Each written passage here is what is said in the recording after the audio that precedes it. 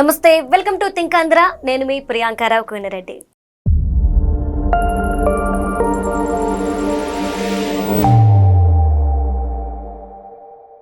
ఈరోజు మనతో పాటు సీనియర్ జర్నలిస్ట్ అన్నవరపు బ్రహ్మయ్య గారు ఉన్నారు. ఆయనతో మాట్లాడదాం. అంటే మనకు తెలుసు, చంద్రబాబు నాయుడు గారు P4కి సంబంధించి చాలా కసరత్తు చేస్తున్నారు. అలానే ప్రతి ఒక్కరికి కూడా స్ట్రాంగ్ ఇన్స్ట్రక్షన్స్ ఇవ్వడం అనేది మనం చూసాము. అసలు ఏంటి P4, ఇది మనకి ఎంతవరకు అవసరం ఉంది అనే విషయాలు ఆయన అడిగి తెలుసుకుందాం. నమస్కారం సార్. నమస్తే అమ్మా, ఎలా ఉన్నారు సార్? బాగున్నాను తల్లి. సార్, చంద్రబాబు నాయుడు గారు P4 గురించి తరచూ మాట్లాడుతూ వస్తున్నారు, దాని మీద కసరత్తు చేస్తున్నారు. అసలు ఏంటి సార్ ఈ P4? ఈ P4 యొక్క ఆవశ్యకత ఏంటి? P4 అంటే చాలా మందికి ఇదేదో టెక్నికల్ వర్డ్ అనుకుంటున్నారు. అవును. P4 అంటే 4 P'లు అని అర్థం. Okay. Public, private, people, partnership. Okay. So ఈ P4 అంటే ఇది రిప్రజెంట్ చేస్తే 4 అంశాలు P4లో రిప్రజెంట్ చేసే అంశాలు అనమాట. అంటే ఇది ప్రధానంగా ఒక మాట చెప్పాలంటే NGOలు అంటే ఇది నాన్ గవర్నమెంట్ ఆర్గనైజేషన్ ఉంటాయి కదా, స్వచ్ఛంద సేవా సంస్థలు ఉంటాయి కదా, ఆ తరహా కాన్సెప్ట్లో రూపొందించినటువంటి స్కీమ్ ఇది. లబ్ధిదారులను ఎంపిక చేసేంత వరకు మాత్రమే దీంట్లో ప్రభుత్వం యొక్క ప్రమేయం ఉంటుంది. ఆ తర్వాత మొత్తం కూడా మనం చెప్పుకునేటువంటి ఫోర్ ఫ్రీ ఏదైతే ఉందో, first private, public, people, partnership, వీళ్ళ యొక్క నలుగురు యొక్క భాగస్వామ్యంతో ఈ P4 స్కీము రన్ అవుతుంది. సో ఈ P4 స్కీమ్ అంటే ప్రధానంగా చెప్పాలంటే ఏదైతే స్వచ్ఛంద సంస్థలు ఉన్నాయో, ఇప్పుడు ఫిలాంథ్రపిస్ట్ అంటే సేవలు, ఇప్పుడు పిల్లాడు చదువుకోలేకపోతున్నాడు, ఆర్థిక సహాయం అందిస్తుంది. ఒక కుటుంబం తీవ్రమైనటువంటి అనారోగ్యంతో సఫర్ అవుతుంది, దీనికి సంబంధించి ఆర్థిక సహాయం అందించడం.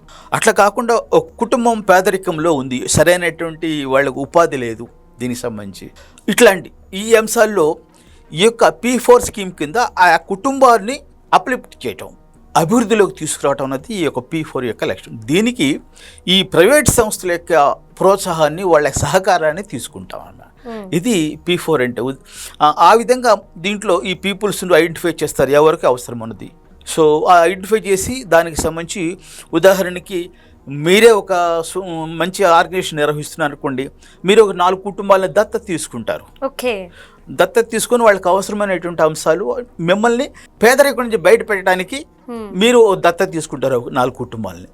సో వాళ్ళు ఏం చేస్తే ఆ కుటుంబాలు 4 బయటకు వస్తాయి పేదరికం నుంచి. అంటే ఈ ప్రధానమైన ఉద్దేశం అని చెప్పింది ఏంటి, దాదాపు 20 లక్షల మంది కుటుంబాలను పేదరికం నుంచి బయటపడేయాలన్నది ఈ యొక్క P4 యొక్క లక్ష్యం అని చెప్పేసి చంద్రబాబు గారు చెప్పారు. ఓకే.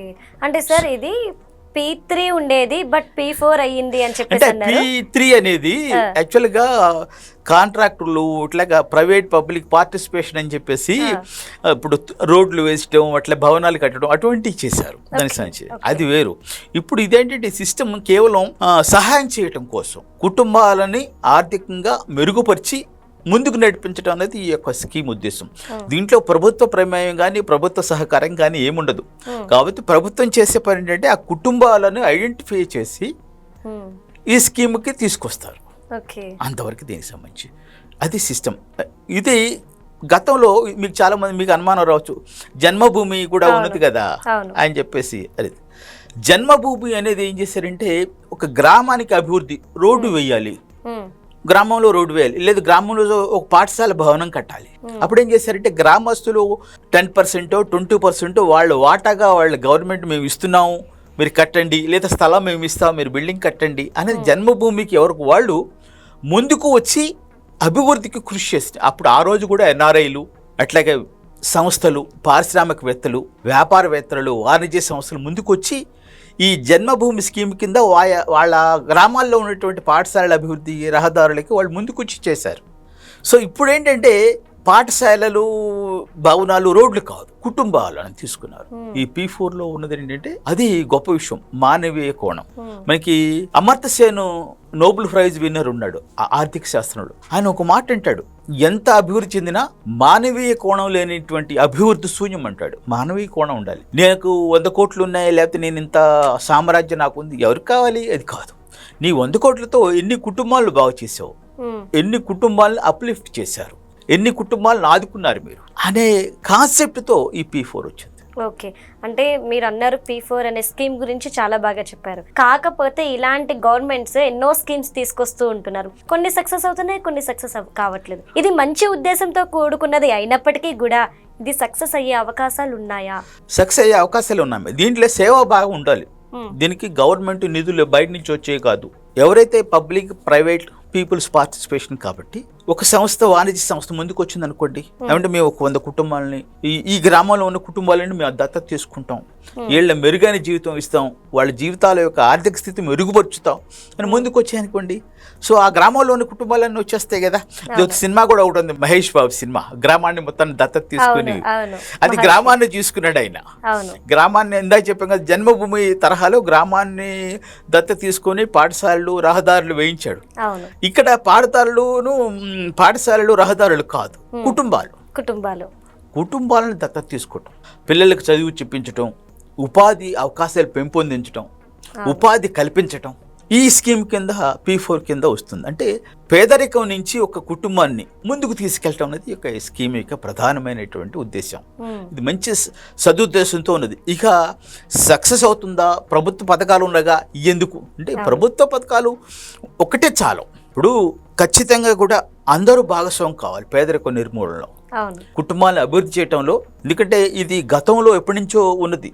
ఉన్న వాళ్ళు లేని వాళ్ళని ఆదుకుంటే మనకి సమస్యలు ఉండవు, దేశంలో పేదవాళ్ళు ఉండరు, ఆకలి చావలు ఉండవు అని చెప్తారు కదా. ఉన్నవాళ్ళు పేదవాళ్ళ పట్ల సానుభూతి వ్యవహరిస్తే ఖచ్చితంగా పోతుంది. అట్లాగనే ఇంకో అంశం ఏంటంటే, ఈ స్కీమ్ కింద మనకి ఉపాధి కల్పించడం. ఉదాహరణకి చేపలు ఇస్తే ఎంతకాలం ఇస్తాం, కానీ చేపలు పట్టడం నేర్పాలి కదా.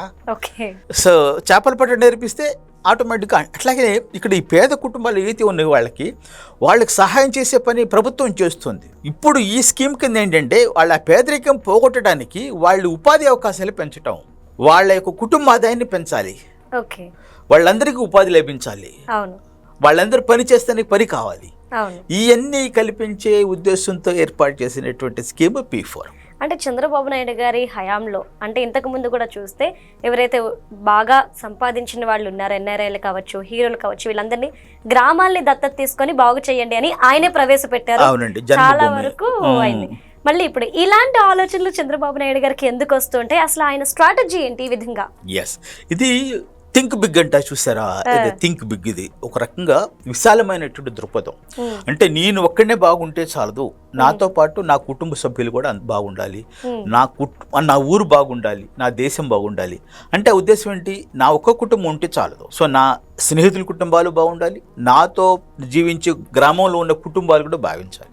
ఆ కాన్సెప్ట్ అనేది థింక్ బిగ్, మంచి విశాలమైనటువంటి ఆలోచన స్వభావం ఉన్న వ్యక్తి కాబట్టి, విజనరీ స్వభావం ఉన్న వ్యక్తి. సో దేశాన్ని అభివృద్ధి చేస్తూ ఒక పక్కన, దేశం అంటే మనుషులు, దేశం అంటే మట్టి కాదా అని చెప్పన్నారు గురజాడ వారు. సో ఆ యొక్క మనుషులకు సంబంధించి కూడా వాళ్ళని కూడా అభివృద్ధి చేయాలి, దేశంతో పాటుగా దేశంలో నివసించే ప్రజల జీవన ప్రమాణాలు కూడా పెంచాలనేది P4 యొక్క లక్ష్యం. Okay, right. Thank you so much sir. నమస్తే అమ్మా.